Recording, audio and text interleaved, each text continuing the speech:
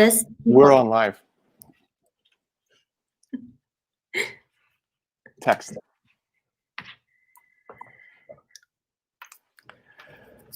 Welcome to the Morning Philip series hosted today on YouTube.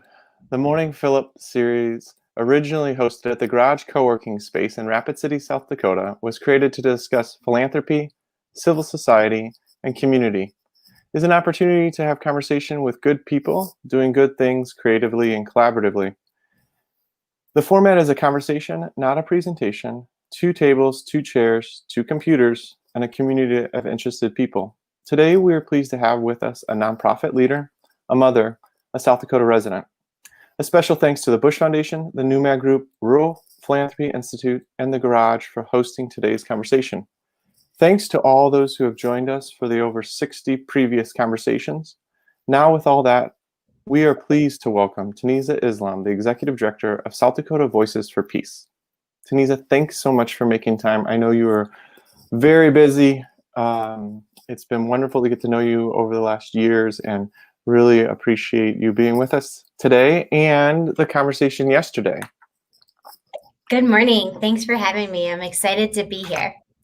Well, we have a number of things we want to talk about, so we'll just jump right in. And after consideration and lots of internal conversation, I want to start with this question.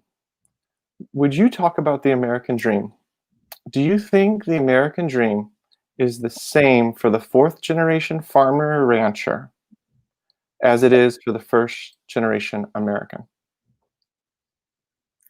No, I don't. I think the American dream for the 1st generation American is just to be here. I work with refugee populations. I work with undocumented populations. As an immigration lawyer, I focus on humanitarian immigration law. So when I think of my clients and my friends who are here, their American dream is really fleeing something in their home country to have a better life here, right? And they're not on equal footing by any means once they arrive at our borders. And without some sort of even playing field, to think that the American dream is the same for everyone once they enter our soil is misguided. Doesn't look at all the nuances that are involved in achieving equity, right? Getting a job or going to school or buying a house. And we know there's so much information now. It's hard not to know about the systemic inequities that are built into all of these systems and how it makes it more difficult for people who don't start with something in their pocket. Taneeza, you work with people that are fleeing, you just said. Why are we fleeing to the United States? The United States is the greatest country in the world, right?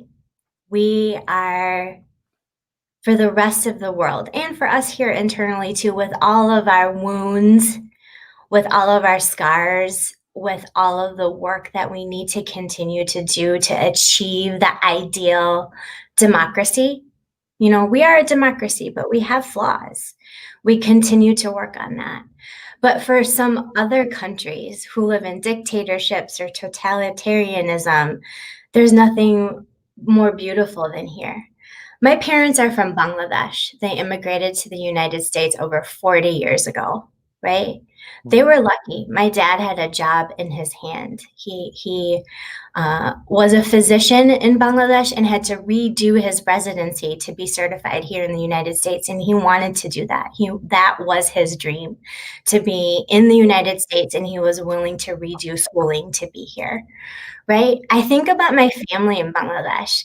They're well-to-do, right? Some of them are more well-to-do than other, but they all have this dream of coming here. Even though they have a house and cars and all of those things.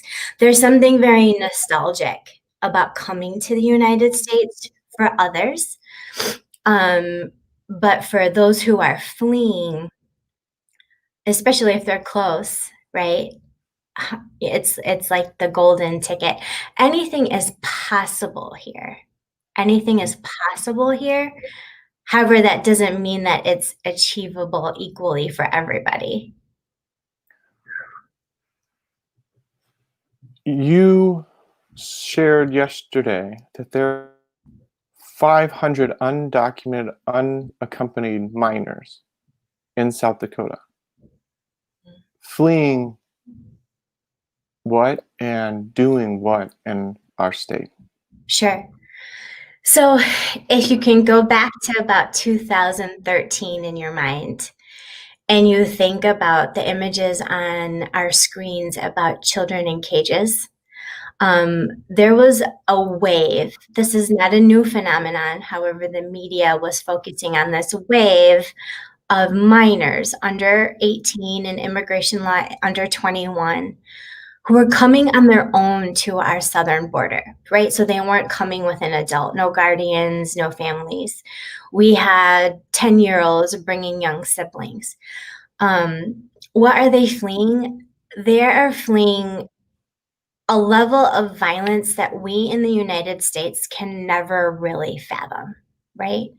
Even with the violence that we may know are in some of our cities, the level of violence that these kids face, the hazing, the gangs, the extortion, the threats that families receive. Indigenous families in Guatemala, for example, are a highly susceptible group to discrimination, to murder, if they don't hand over the keys to their business to the gang. So imagine, if you will, I'm a mother of 2 young boys, right? So I can't even fathom what it would take for me to tell my 10-year-old and 6-year-old, I want you to have a better life. Here's $50. Here's a little bit of food. Follow this group of people so you can go and attain that better life 3,000 miles away. I can't even fathom what state you would have to be in to do that. And so through the years, we've had hundreds of thousands of these kids coming to our border. And they're labeled in the immigration world as unaccompanied minors. And they have special protections because they are minors entering our border. So they're detained.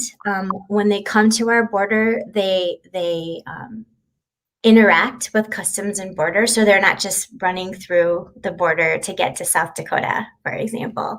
So they're detained. They go through the immigration process, which means that they're all in immigration court. That is the process. If they identify someone they know in the United States, that person is called a sponsor. They go through a background check. And then that child is sent to them basically to keep up with their immigration court dates and to stay out of trouble. And that's how we have over 500 unaccompanied minors in South Dakota. And as of November 2019, these kids that are in our state had no access to free legal services. So remember, they're all in immigration court. Immigration court for the Dakotas in Minnesota is actually located in Fort Snelling, Minnesota. It's a regional court system. And so think about now all of the hurdles after hurdles for these kids to even get to court, let alone know what to do when they get to court. So after all of these things were happening, I made an ask to my mentors in the community to say we need to provide legal services, free legal services to these kids. Can we start there? Right? There's a lot of different needs, definitely. And we were able to raise the money to launch that program last year. And in a year, we have about 30 of these kids who are our clients, and we'll continue to do that with our growing staff. Wow. Will you talk about some numbers in South Dakota around immigration? If there are 500 unaccompanied minors, what are the numbers look like across our state in general for our population? Yeah, gosh, I wasn't prepared for the data, but I will say there's a really great resource called the American Immigration Council. AIC is a policy policy think tank, and they have a South Dakota fact sheet actually that estimates, because it's hard to know exactly how many immigrants are in our community unless we kind of break it down by sector, right? How many people are undocumented and so on. But if I remember correctly, it's less than 2% are immigrants in the state of South Dakota.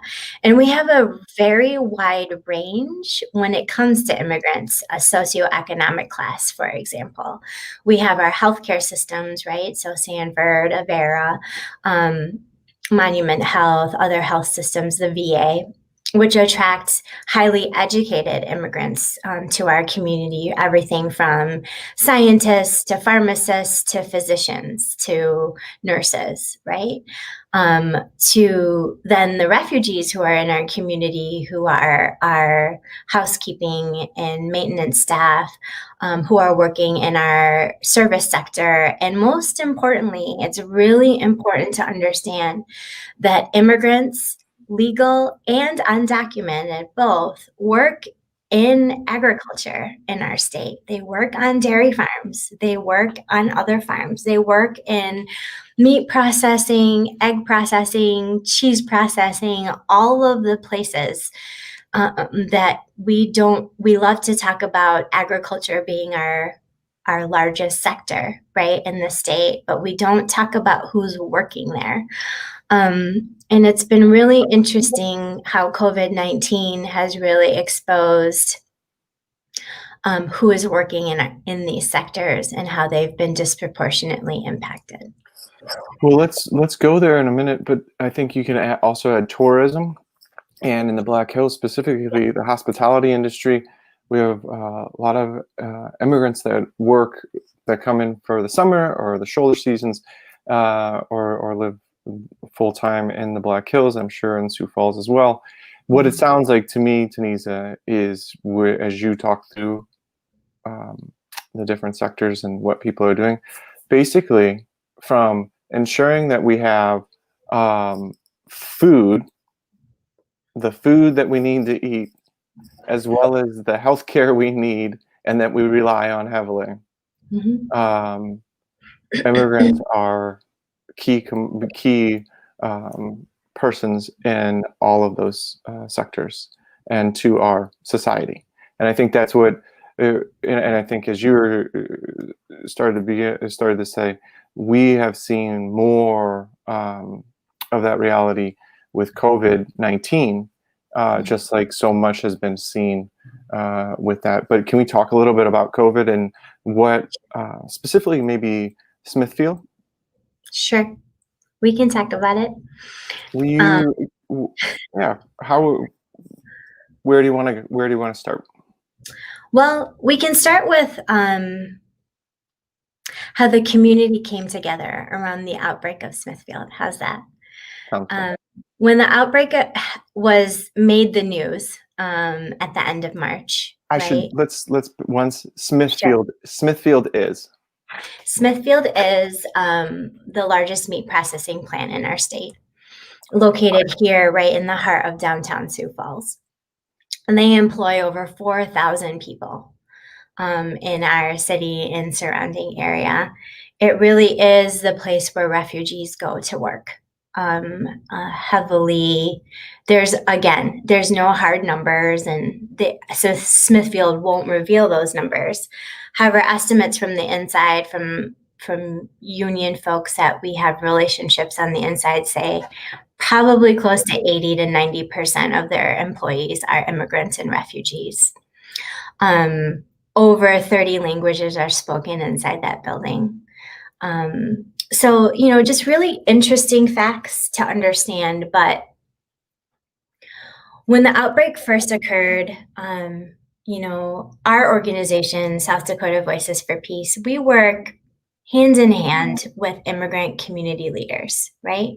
These are your everyday people who have probably 3 jobs to support their families, but their heart is in the community. to get them resources, to get them information.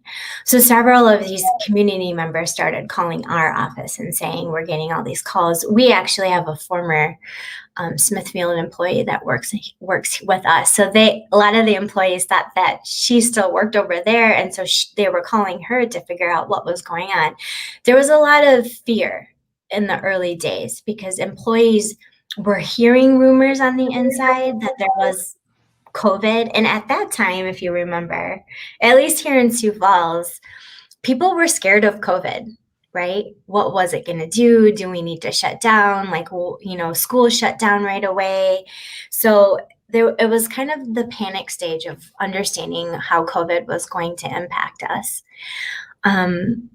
And so as we got more and more of what I would call Smithfield's HR calls, right? Should we go home? Like, do we come in if we're sick? Are we going to get paid if we're sick? I mean, we don't know any of those answers, but we started fielding those calls. And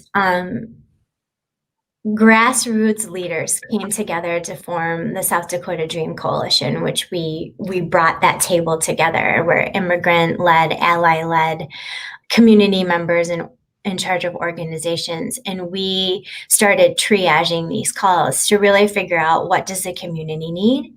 We also decided to take on advocacy. So we started to field calls from the media. We received over 36 media calls in about 4 weeks of time, from international media to local. So the BBC ran an amazing story, the LA Times, NPR, because they really wanted to hear the voices of the employees. So we were prepping them in how to talk to the media, connecting them to the media, because our goal is really to lift the voices of immigrants and refugees here to be seen and heard for themselves.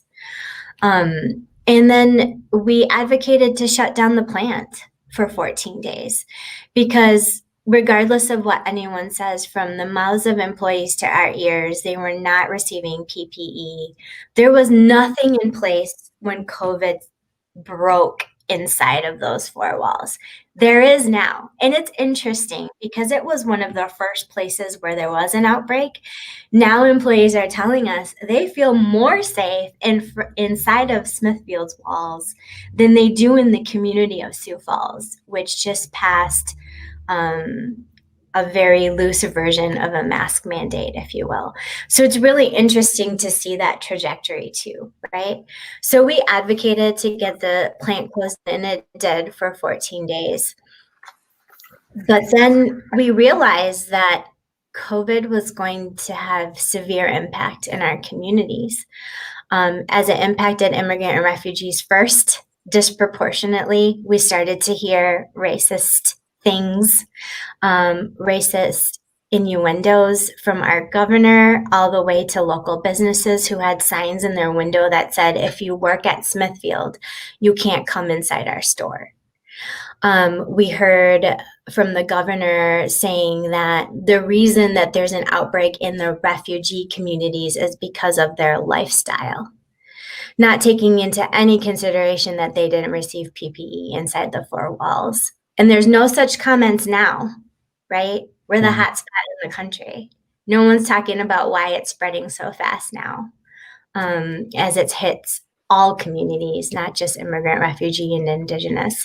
So it's just really interesting for me, as a person who's fighting bigotry and racism and lifting the voices of immigrants in our communities, to see how these nuances work and when they're made, when these statements are made. Taneeza, you're the executive director of the South Dakota Voices for Peace. You created this organization. You moved to South Dakota from Minnesota, correct? Yeah, long story short, yep. Born and raised in mid-Michigan, went to law school at Hamline University, and then moved to Sioux Falls with my husband and my oldest child at that time, in 2012. And since 2012, you, as a practicing attorney, you've been working on issues around immigration and around and advocacy. And you created South Dakota Voices for Peace in what year? 2017. So we have sister organizations. Co-founded it with a friend of mine. And we have our C3 arm, which is South Dakota Voices for Peace, where we do our education, advocacy, legal services. And then we have our lobbying arm too, which is really critical in this space that we're working in, which is South Dakota Voices for Justice. Our philosophy is we're not just doing work, right, to better the community. Our work is about social change. And for social change to occur, you have to work on policies and laws, and you have to lift communities. And so that's exactly what our model is. We fight bigotry in Pierre, South Dakota, our state capital, where we've defeated 85% of bills and resolutions that target negatively immigrants, refugees, and Muslims in our state. And then we encourage and we educate communities to get out to vote, to fill out their census, to receive legal services, to be educated on immigration policy and nuances. So we work on what I call both ends of the continuum because our work is about social change. Taneeza, will you talk a little bit about that legislation, that 85% success rate? But what are some examples of legislation, and where does it come from? Yeah, that's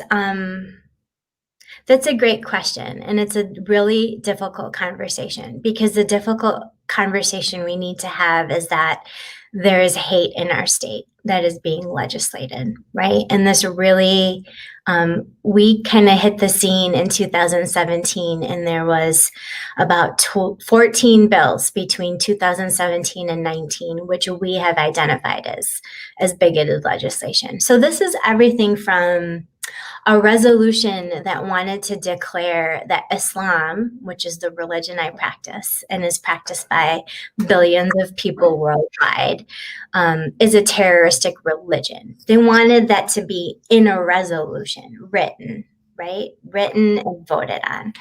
And so we lobbied against that. And it was really a beautiful moment because what ended up happening and what ends up happening in each one of these instances, I think it's important for the audience to know that our legislature is a super majority Republican, right? It's over 82%, 85% Republicans, and that number actually has gone up after the election. This legislative session will be the most Republicans we've ever had in Pierre. But what happens in these times is that we see that people may not understand what the problem is with some of the language in these bills, but when we come and educate them, we have one-on-one conversations. We explain how it will impact our communities.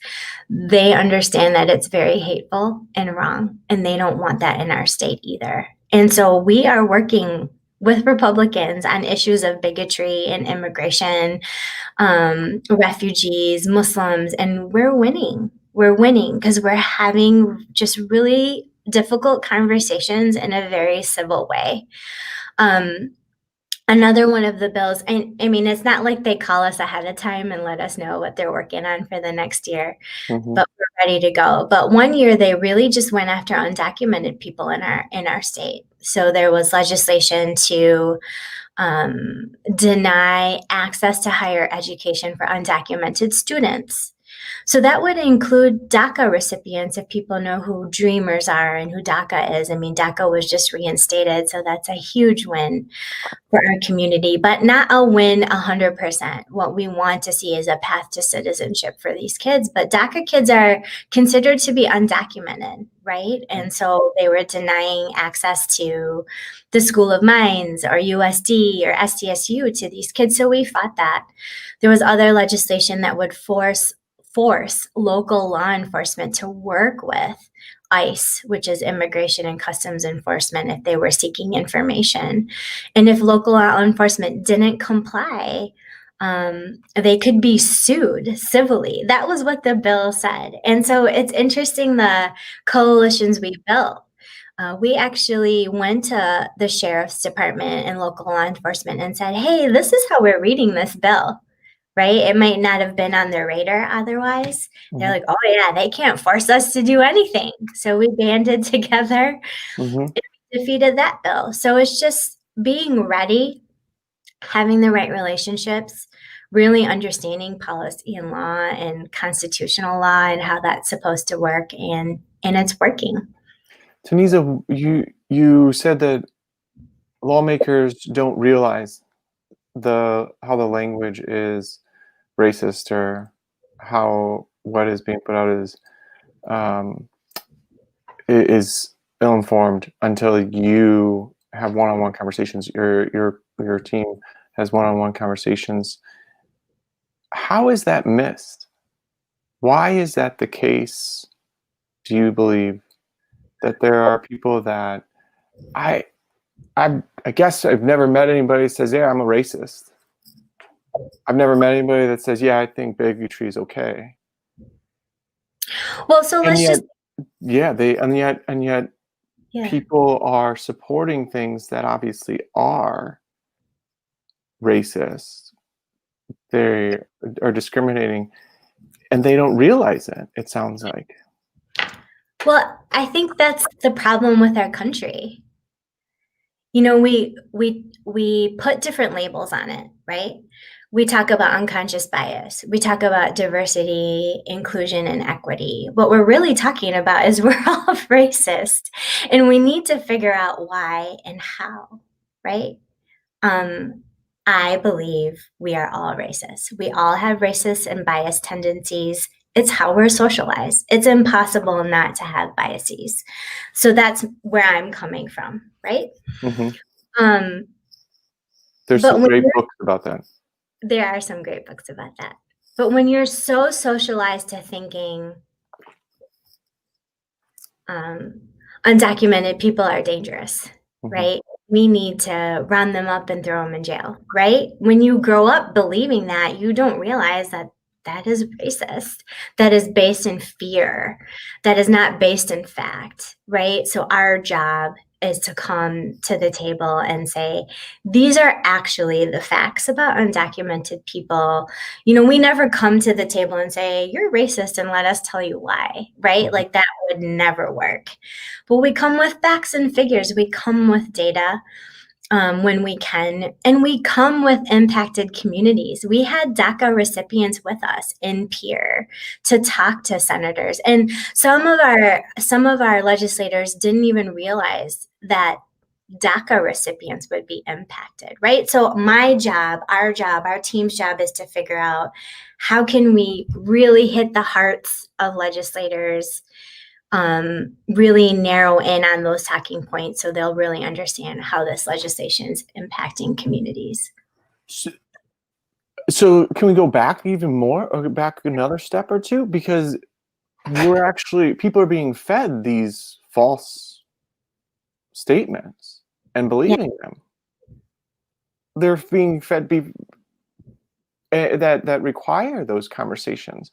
Somewhere along the way, people are thinking that immigrants we should be fearful of, or whatever the situation is.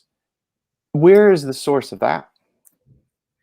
So thanks, Matt, for asking that. It's really important to understand, and there's several studies on this now. The premier study is from the Center for American Progress, which is a liberal-leaning think tank. But they've done 2 reports now on what they have framed as the Islamophobic network in the United States. And so Islamophobia is not a great word, and I don't love it, but it's the fear or hatred, really, of immigrants and Muslims. And those who appear to be Muslims, because after 9/11, the most targeted group of hate crimes were actually not the most, one of the largest were Sikh communities. Sikhs are not Muslims. Those are 2 completely different faiths. But Sikhs wear turbans, Sikh men wear turbans, and so they were targeted as Muslims because people just didn't know any better, I guess. But it's really important to understand, and from the report it states that over $50 million have been pumped into this industry to push out hate, to push out fear mongering, to really brainwash people to thinking that I am a dangerous person, that all I want to do as a practicing Muslim is instill Sharia law, right? And to make sure everyone becomes Muslim somehow, right?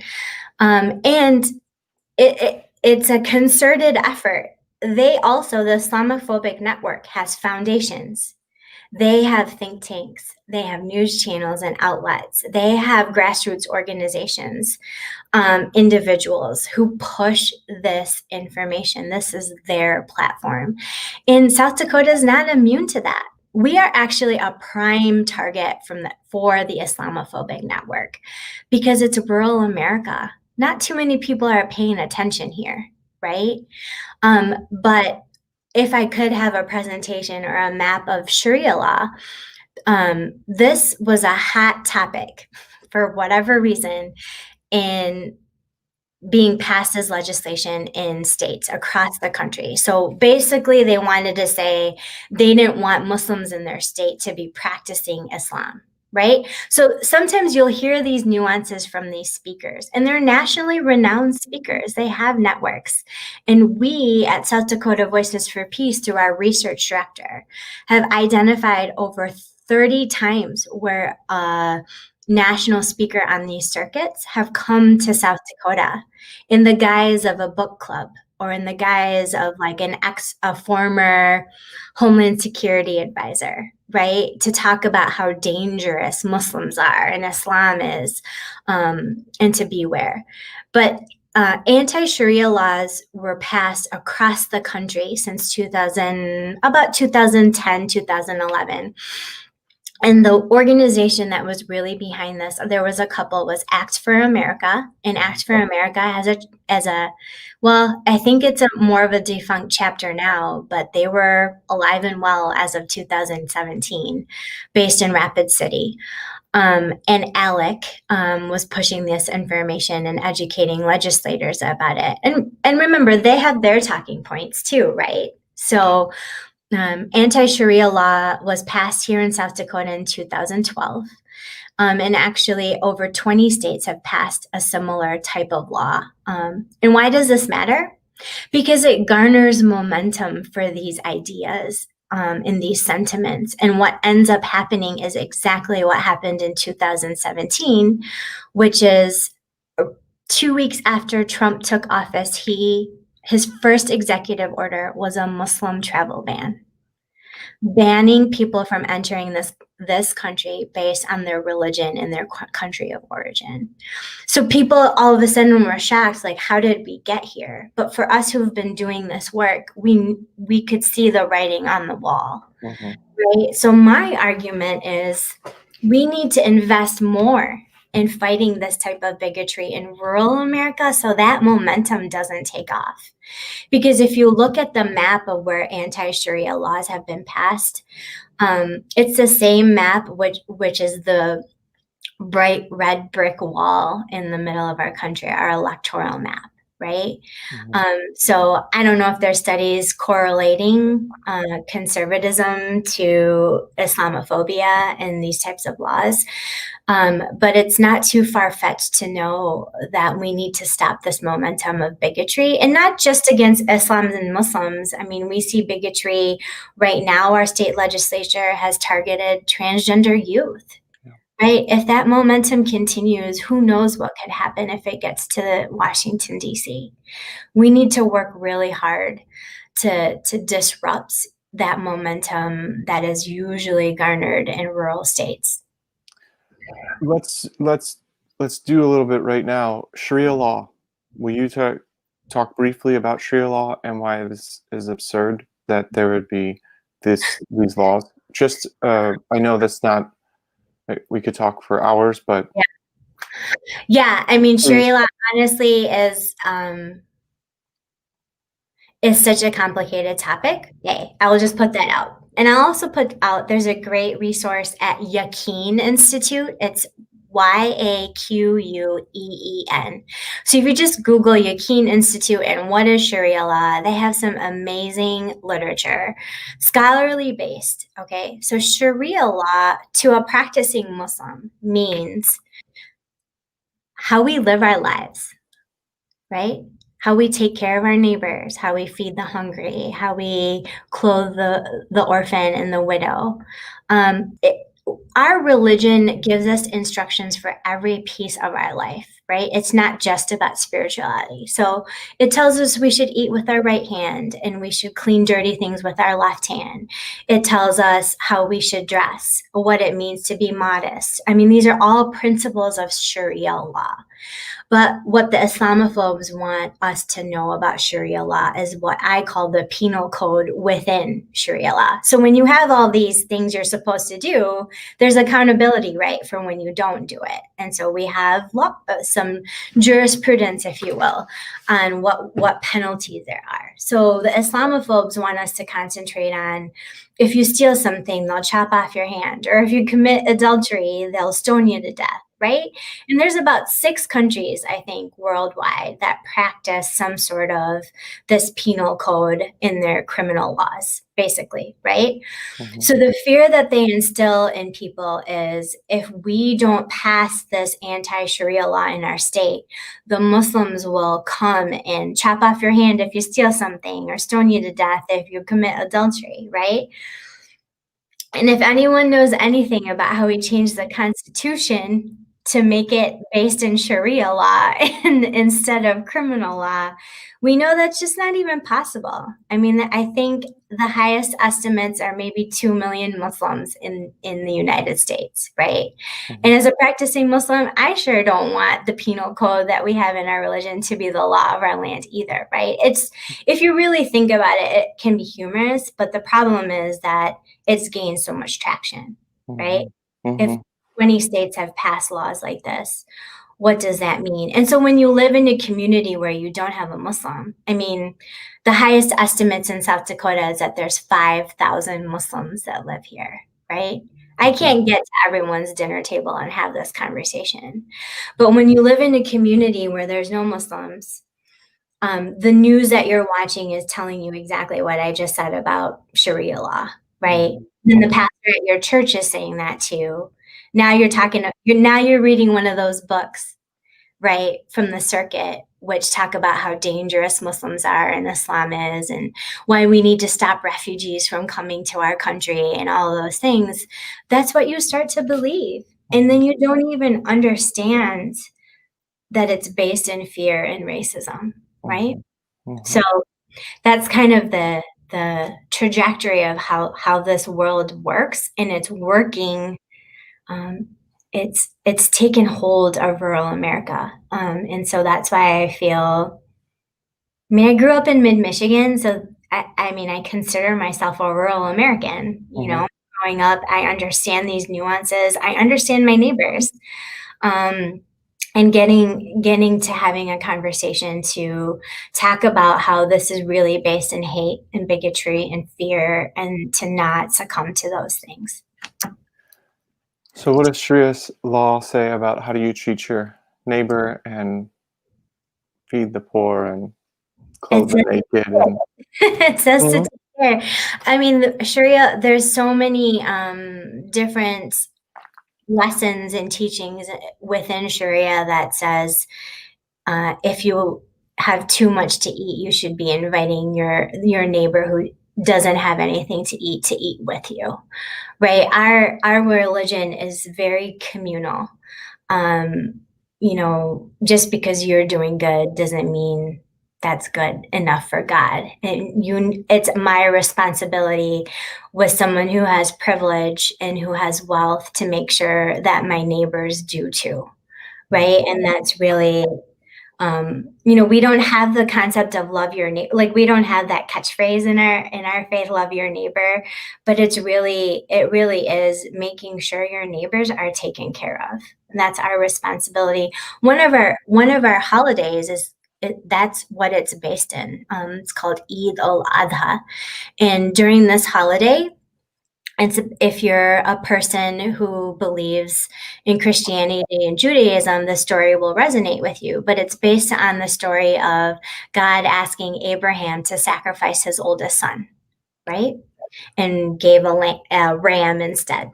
And so in our faith, we believe that son was Ishmael, and not Isaac, which I know Jews and Christians believe. But neither here or there. The ram came, right? They sacrificed it. They gave the meat. So that holiday, we go to sacrifice an animal or have an animal slaughtered, and we keep 2/3 of the meat for our family and our gatherings, and we must, Sharia law, we must distribute 1/3 of that meat to the poor, right? So that's a part of our faith. Mm-hmm. Thanks, Taneeza. Some religion 101. Well, and we'll try to find some additional resources. I think Richard Rohr down in the Southwest looks at world religions. I think there's a lot of learning that we all can do about similarities in stories that we share. Yeah. And the lessons or the laws of the Old Testament and that Christians supposedly uphold would be a good reminder too, to look at. There's lots to learn that we can all learn from each other and world religions.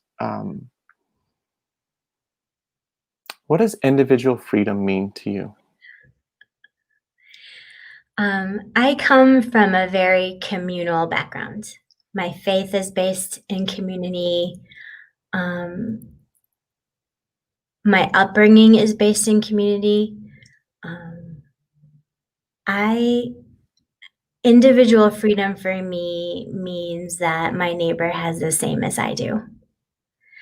And for me personally,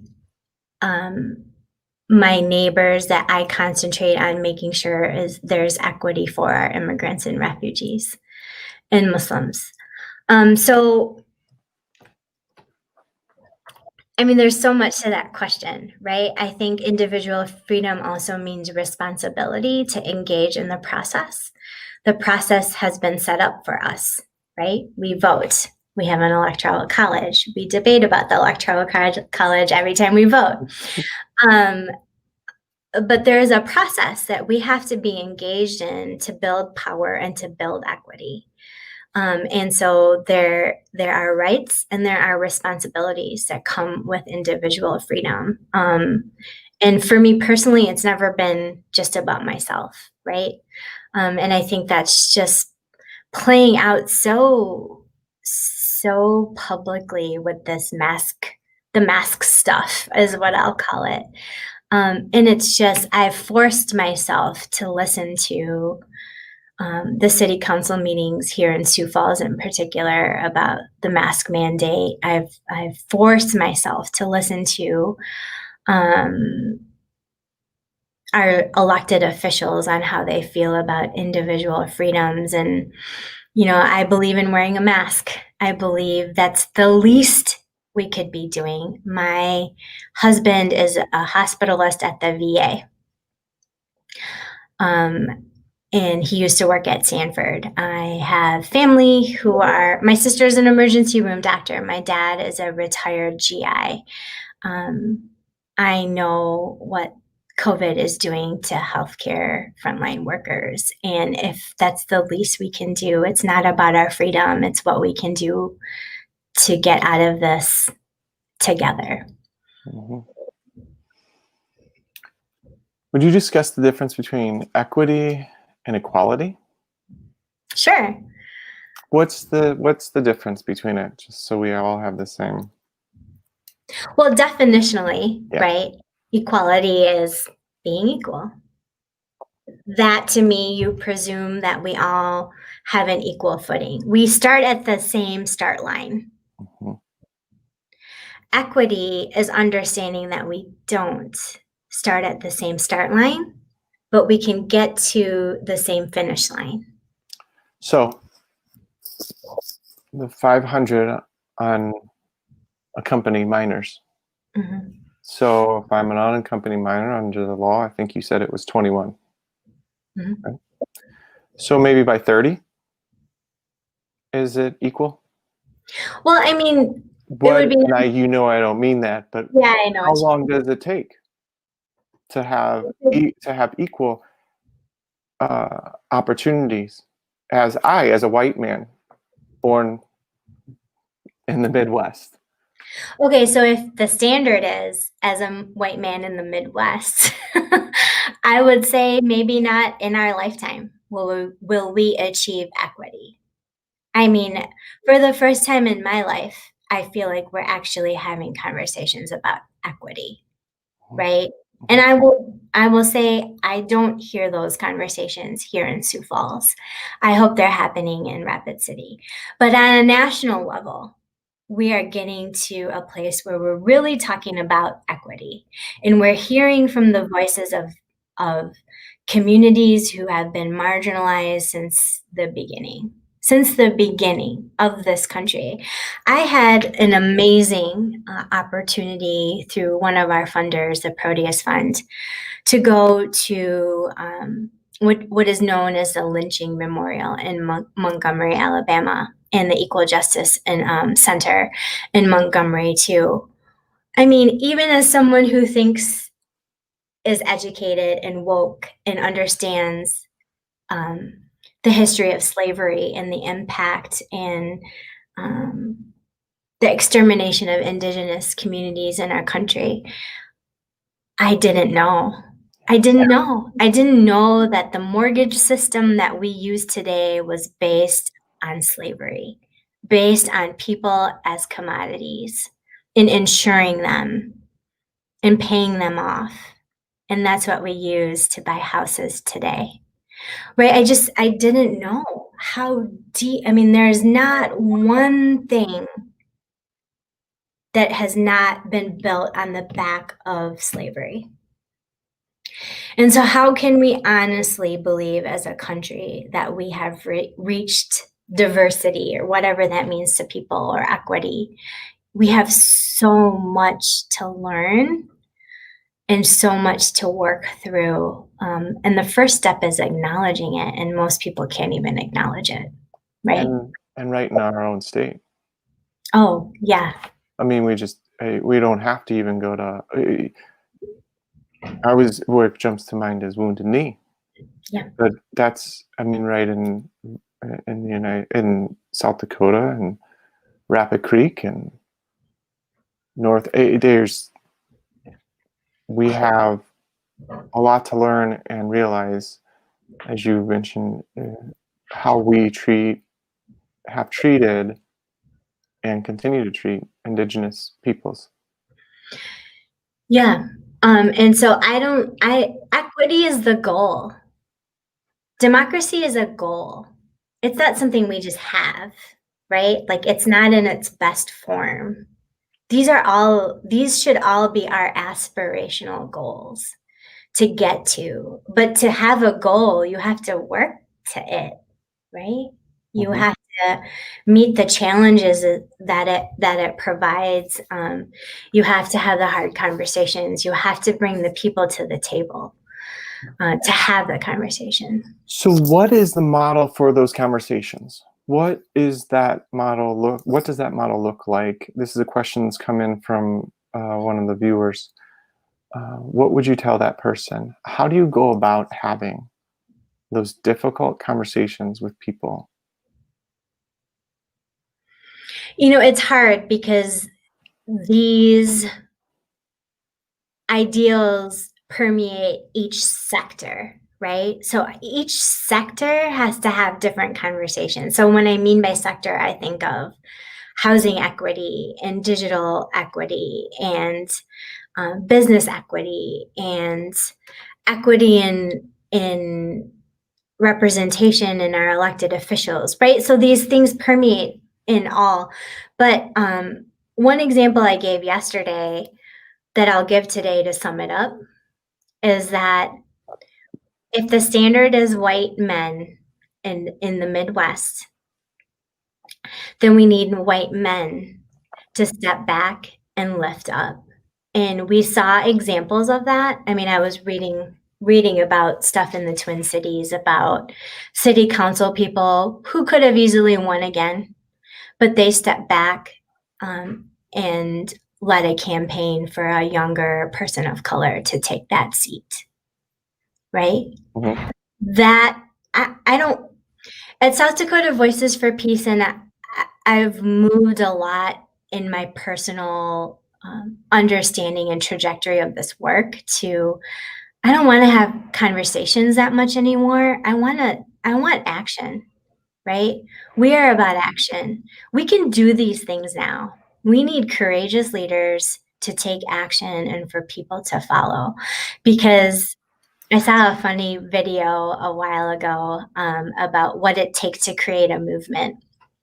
And so there's this like one guy without a shirt on in the middle of a park just dancing like crazy. And you've probably seen it too.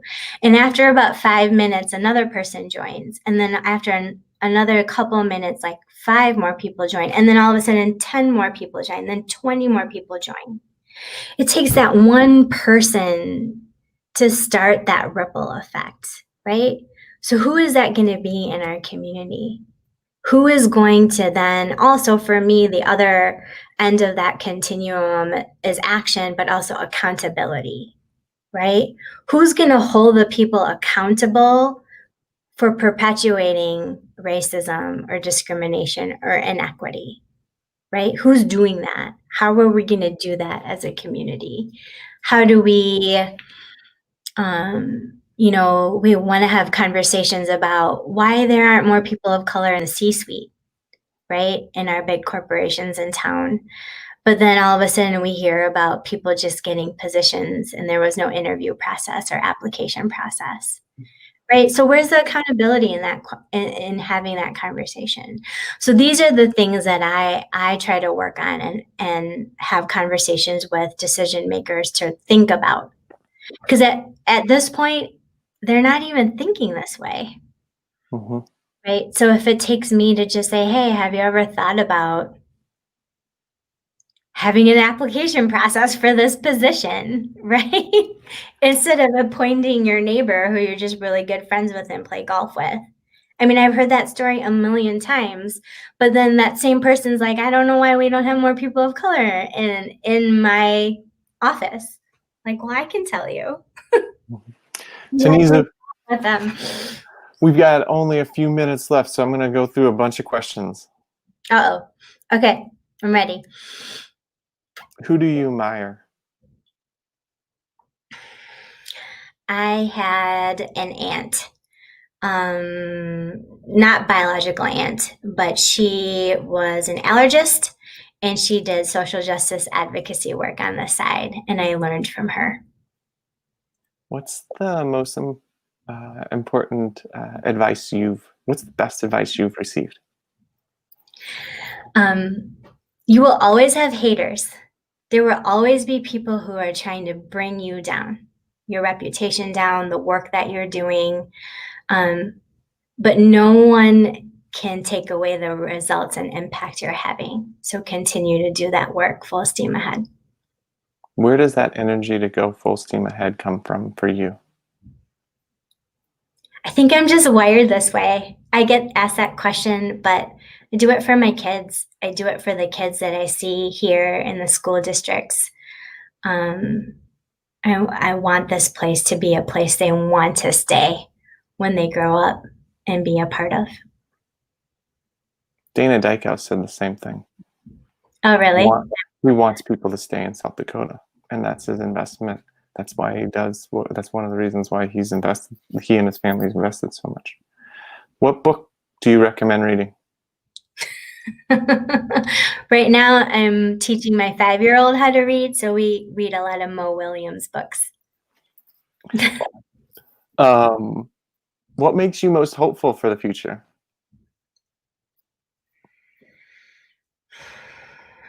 People coming together, people finding their courage and joining the movement.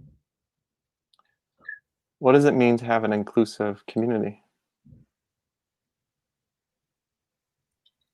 equitable representation of decision makers, equitable representation and who I see at my grocery store and gas station.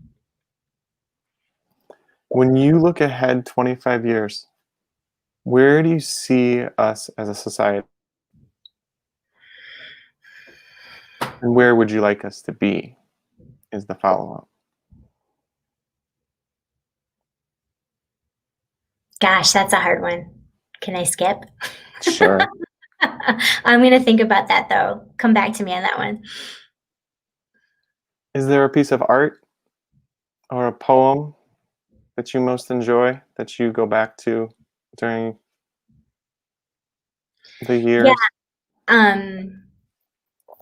Our holy book, the Quran, is very poetic. And so I just like to read it out loud.